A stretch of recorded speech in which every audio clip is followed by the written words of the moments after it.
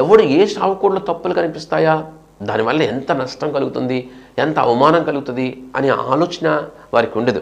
దీనికని అలాంటి వారిని ఏమైనా అడ్డుకోగలరా, అలాంటి వారిని ఏమైనా ఆపగలరా, అలాంటి ఆలోచన విధానాన్ని ఆపగలరా అంటే ఎవరు ఆపలేరు. మరి ప్రస్తుత దినాల్లో ఎలా ఉండాలి?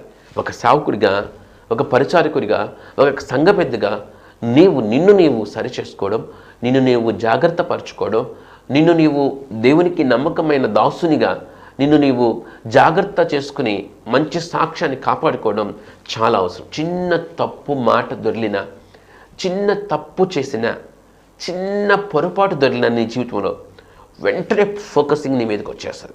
వెంటనే నిన్ను బట్టబయలు చేస్తారు, వెంటనే నిన్ను అవమానం నీకు వచ్చేస్తుంది. అంత భయంకరమైన దుర్దినాల్లో మనం ఉన్నాం.